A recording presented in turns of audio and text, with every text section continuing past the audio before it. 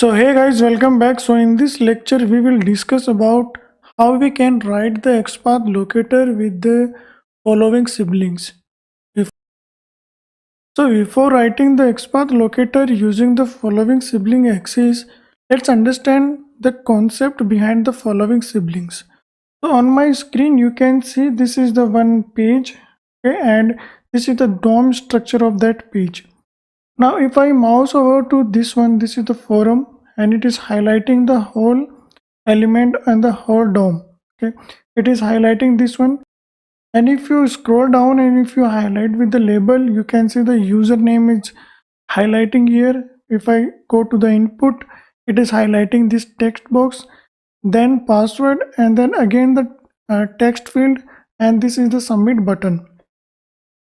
So now here the concept is that the forum is the parent node and the label input button, they are the child node. So all they are the children node and the forum is the parent node. So the first condition is that when we are writing the XPath with the following siblings, the parent and the child relationship should be present. Okay. We can consider only the parent-child relationship for the following sibling axis. So here the forum is the parent and the label input they are the child, or you can say these are the siblings. Okay. Now label input, they are the 5 siblings of the parent forum. So now I want to select this password text field. Then I need to provide the password label, and this is my conditions because I want to highlight and locate this text field based on this password label. Same, I want to highlight this username text field based on the username label. Okay. So now here I want to highlight this password text field based on this label. So what I will do, I have the one options, like this is my static. Okay, password and the username are the static. Now in that conditions I need to write the XPath depends on this password. So because this is the sibling of this text field, and this text field also the sibling of this one. So there are the 5 siblings. I want to locate the current element depends on the siblings. Now let's understand. First, this is the top to bottom approach because we are traversing from label to the text field in the DOM that we have seen. So this is the top to bottom approach, and we always targeting the bottom element. It depends on the top element. So top element is always the first element or the current element, and we always write the XPath for the top element, and then we will traverse to the bottom element. But our intention is that I want to locate my bottom element. We are not targeting to locate the top element, so that's why we call as the top to bottom approach. Now let's understand the conditions. The following sibling axis in the XPath select all the sibling elements that appear after the current node. So if we are writing the current node, and then the following sibling axis will select all the sibling nodes. Second condition, when we want to locate an element that comes after another element on the page. Okay.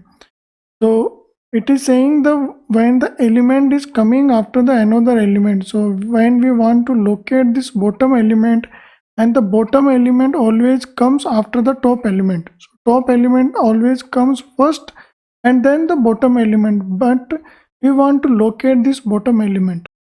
Now let's understand the standard syntax for this one. So this is the syntax. So syntax is saying the first XPath for the current or the top element. So we have the top element. So first we will write the XPath for the current and the top element. Then slash will be the symbol. Following sibling will be the string as it is. Then the 2 times the colon. So colon 2 times, and after that you can provide the tag name for the child element or the targeted element. You need to provide the tag name for the targeted element, or you can see the child element which is the sibling of this current element.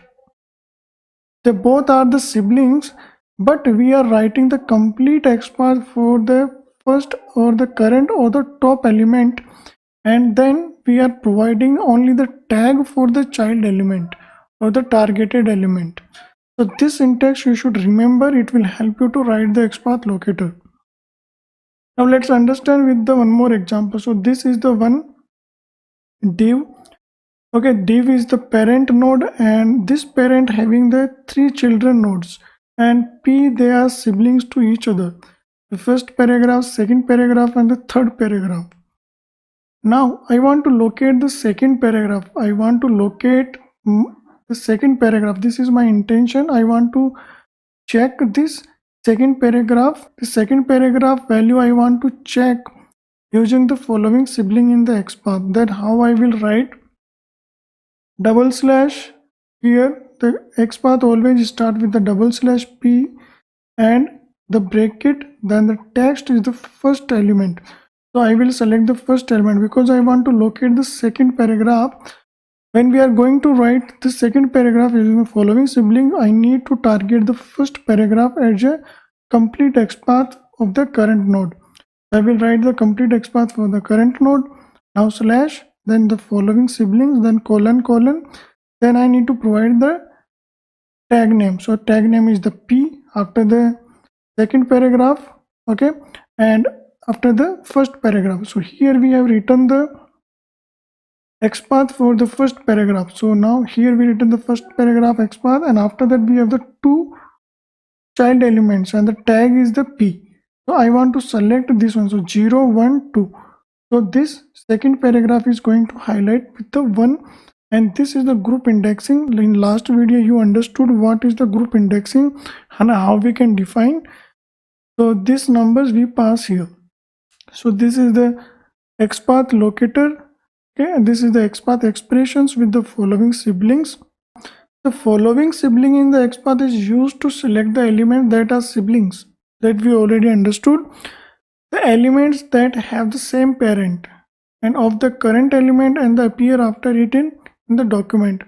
So in the DOM, document object model, when we have the parent and the child relationship and all the children are sibling, in that case we can think about the following siblings to write the XPath. Now let's understand one more example. So this is the one forum which I have explained in the URL or in the browser. So this is the forum we have, and forum is the parent node label. These are the 5 label. These are the 5 siblings here. Now I want to write the XPath for this one. Input field for the password. So when I want to write the XPath, I will pick the above one. So I need to write the XPath for the top element. So which is the top element for this password input field? This is the label. So for that I will write the XPath double slash label. Text field is the password, and then slash following sibling colon input, and this is the group indexing. So in the bracket you need to provide the numbers, okay? Because when you write this one, after that you will have the 2 siblings, input and the button. So you need to provide the input first one, okay? So this is the concept about the following siblings in the XPath locators, okay? So you must know 2 conditions. There should be the parent child relationship like that in the forum or in the options, okay? Second one is they are the siblings to each other, okay? It's not that you have the this forum is the parent and after the forum you have another siblings, more siblings. No, it will not work in that conditions.